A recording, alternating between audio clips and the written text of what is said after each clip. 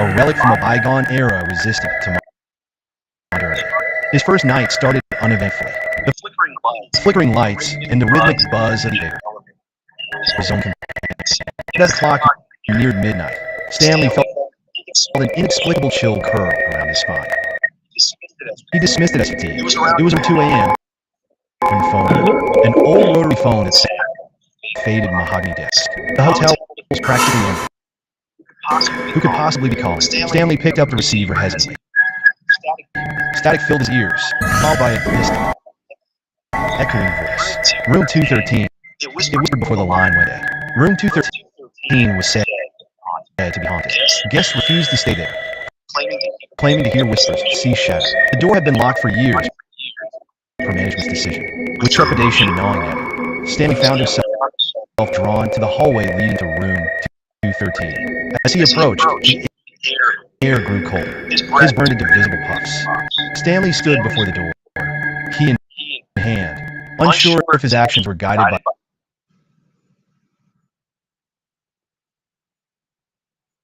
by curiosity or some otherworldly compulsion. His hand shook as he inserted the key, the tumblers turning with an ominous click.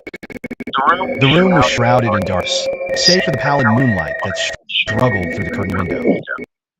It seemed ordinary enough until he noticed the shadows. They danced along the walls, expanding, contracting, forming grotesque shapes. Sweat dampened Stanley's brow as he stepped further inside.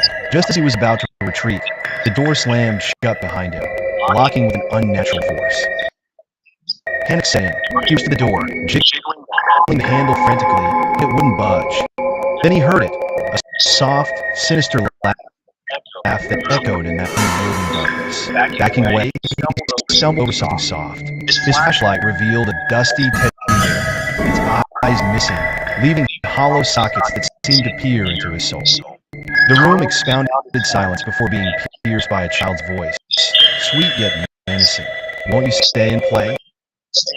Stanley spun around, seeing nothing, but feeling the presence of something unseen. Shadows stretched out, creeping closer, as the voice repeated its chilling invitation. Heart pounding, Stanley clawed at the walls, desperate for escape. But the room held him, and its secrets promised he wouldn't emerge unscathed.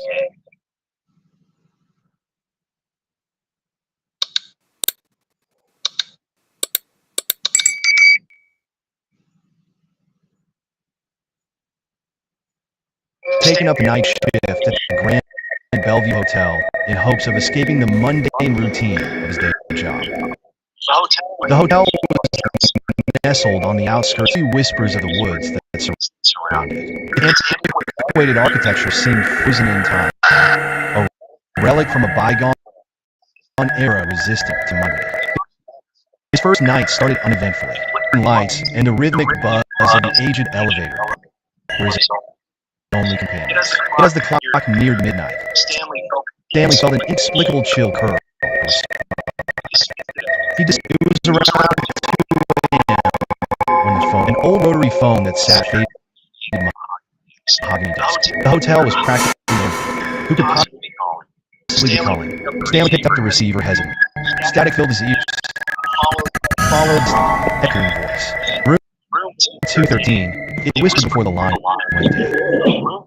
Room 213 was said to be haunted. Guests refused to stay there, claiming to hear whispers. The door had been locked for years per management's decision. With trepidation on him, Stanley found himself drawn to the hallway leading to room 213. As he approached, the air grew colder. His breath turned into visible puffs. Stanley stood by the door, key in hand, unsure if his actions were guided by curiosity or some otherworldly compulsion. His hand shook as he inserted the key, the tumbler was turning with an ominous click. The room was shrouded, save for the pallid moonlight that struggled through the curtained window. It seemed ordinary enough until he noticed the shadows. They danced along the walls, expanding, contracting, forming grotesque shapes. Sweat dampened Stanley's brow as he stepped further inside. Just as he was about to retreat, the door slammed shut behind him, shocking with an unnatural force. He rushed to the door, jiggling the handle frantically, but it wouldn't budge. Then he heard it, a soft, sinister laugh that echoed in that unyielding darkness. Backing away, he stumbled over something soft. His flashlight revealed a dusty teddy bear, its eyes missing, leaving hollow sockets that seemed to peer into his soul. The room was in silence before being pierced by a child's voice, sweet yet menacing. "Won't you stay and play?" Stanley spun around, seeing nothing, but feeling the presence of something unseen. Shadows stretched out, creeped closer, as the voice repeated its chilling invitation. Heart pounded, Stanley clawed at the walls, and its secrets promised he wouldn't emerge unscathed.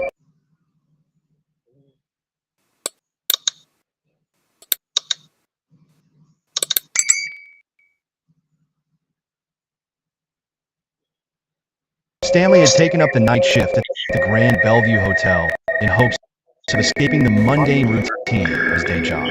The hotel was nestled on the outskirts of town, catching eerie whispers of the woods that surrounded it. Its antiquated architecture seemed frozen in time, a relic from a bygone era resistant to modernity. His first night started uneventfully.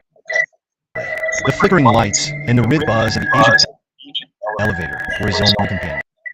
Yet as the clock neared midnight, Stanley felt an inexplicable chill curl around his spine. He dismissed it as fatigue. It was around 2 a.m. when the phone rang, an old phone that sat on a faded mahogany desk. The hotel, who could possibly be calling? Stanley picked up the receiver hesitantly. Static filled his ears, followed by an echoing voice. It whispered before the line went dead. Room 213 was said to be haunted. Guests refused to stay there, claiming to hear whispers, see shadows. The door had been locked for years per management's decision. With trepidation gnawing at him, Stanley found himself drawn to the hallway leading to room 213. As he approached, the air grew. His breath turned into visible puffs. Stanley stood before the door, key in hand, unsure actions were guided by curiosity or some otherworldly compulsion. His hand shook as he inserted the key, the tumblers turning with an ominous click. The room was shrouded in darkness, save for the pallid moonlight that struggled through the curtain window. It seemed ordinary enough until he noticed the shadows.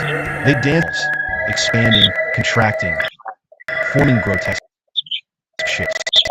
Sweat Stanley's brow as he stepped further inside. Just as he was about to retreat, the door slammed shut behind him, locking with an unnatural force. Panic set in. He rushed to the door, jiggling the handle frantically, but it wouldn't budge.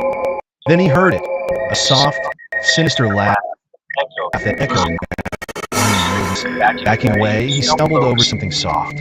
His flashlight revealed a dusty teddy bear, its eyes missing, leaving hollow sockets that seemed to peer into his soul. The room expounded silence before being pierced by a child's voice, sweet yet menacing. "Won't you stay and play?" Stanley spun around, seeing nothing, but feeling the presence of something unseen. Shadows stretched out, creeping closer, as the voice repeated its chilling invitation. Heart pounding, Stanley clawed at the walls, desperate for escape. But the room held him captive, and its secrets promised he wouldn't emerge unscathed.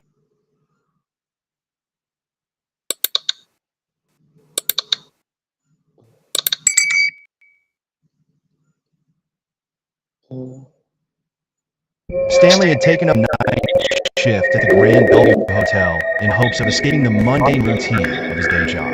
The hotel was nestled on the outskirts of town, catching the eerie whispers of the woods that surrounded it. Its antiquated architecture seemed a relic from a bygone era resistant to modernity. His first night started flickering lights, and the rhythmic buzz of the aged elevator were his only companions. And as the clock neared midnight, Stanley felt an inexplicable chill around his spine. He dismissed it as fatigue. It was around 2 a.m. when the phone rang, an old rotary phone that sat on a faded mahogany desk. The hotel was practically empty. Who could possibly be calling? Stanley picked up the receiver hesitantly. Static filled his ears, followed by a distant, echoing room 213. It whispered before the line went dead. Room 213 was said to be haunted. Guests refused to stay there, claiming to hear whispers, see shadows. The door had been locked for years per management's decision. With trepidation gnawing at him, Stanley found himself drawn to the hallway leading to room 213. As he approached, his breast turned into visible puffs. Stanley stood before the door, key in hand, unsure if his actions were guided by curiosity or some otherworldly compulsion. His hand shook as he inserted the key, the tumblers turning with an ominous click. The room was shrouded in darkness, save for the pallid moonlight that struggled through the curtain window. It seemed eerie enough until he noticed the shadows. They danced along the walls, expanding, contracting, forming grotesque shapes. Sweat dampened Stanley's brow as he stepped further inside. Just as he was about to retreat, the door slammed shut behind him, locking natural force. Panic set in. He rushed to the door, the handle frantically, but it wouldn't budge. Then he heard it, a soft, sinister laugh that echoed in that unyielding darkness. Backing away, he stumbled over something soft. His flashlight revealed a dusty, eyes missing, leaving hollow sockets that seemed to peer into his soul. The room expounded silence before being pierced by a child's voice, sweet yet menacing. Will you stay and play? Stanley spun around, seeing nothing, but feeling the presence of something unseen. Shadows stretched out, creeping closer, as a voice repeated its invitation. Heart pounding. Stanley clawed at the walls, desperate for escape. But the room hung captive. Secrets promised he wouldn't emerge unscathed.